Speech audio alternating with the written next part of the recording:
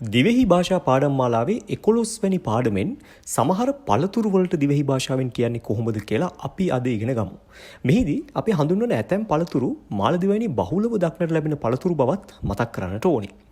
අපි මේ තාක් දුරට කරපු පාඩම් මාලාවන් නරඹලා ඒවා මගින් අපි කියලා දීපු වචන වාක්‍ය ඛණ්ඩයන් ඔයා පුරුදු පුහුණු වෙන්නේ නැති කියලා අපි විශ්වාස කරනවා.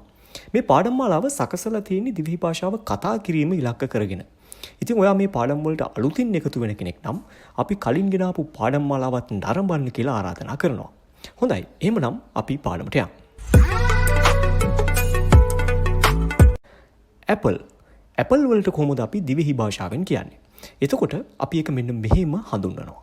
ආෆල් ආෆල් අඹ අඹ අඹු අඹු කොමඩු කොමඩු කරා කරා අන්නාසි අන්නාසි අලනාසි අලනාසි කෙසෙල් කෙසෙල් දොන්කෙයෝ දොන්කෙයෝ මිදි මිදි මේබිස් කදුරු මේබිස් කදුරු පේර පේර ෆේරු ෆේරු ගස් ලබු එහෙම නැත්නම් පැපොල් ගස් ලබු එහෙම නැත්නම් පැපොල් ෆලෝ ෆලෝ තැඹිලි තැඹිලි කුරුම්බා කුරුම්බා ආතා ආතා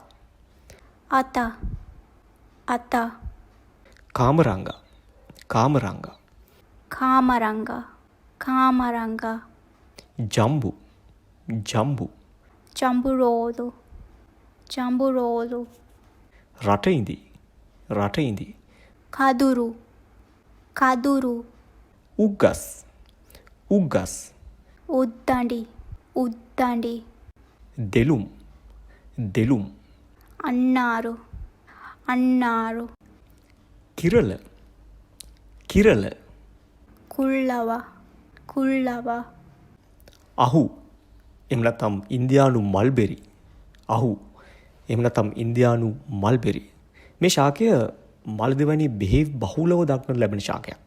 අහිවා අහිවා දෙහි හෝ ලෙමන් දෙහි හෝ ලෙමන් ලුම්බෝ ලුම්බෝ හොඳයි. අදට අපි මේ 11 වෙනි පාඩමෙන් සමුගන්නවා. අපි මේ කියලා දීපු වචන මතකයේ තබාගෙන නිතර නිතර මතක් කරමින් පුරුදු පුහුණු වෙන්න උත්සාහ දරන්න. එතකොට ඊටාම කෙටි කාල සීමාවකදී දිවෙහි භාෂාව අවබෝධ කරගන්න. ඒ වගේම දිවෙහි භාෂාවෙන් අදහස් හුවමාරු කරගන්න ඔයාලට පුළුවන් වෙනවා.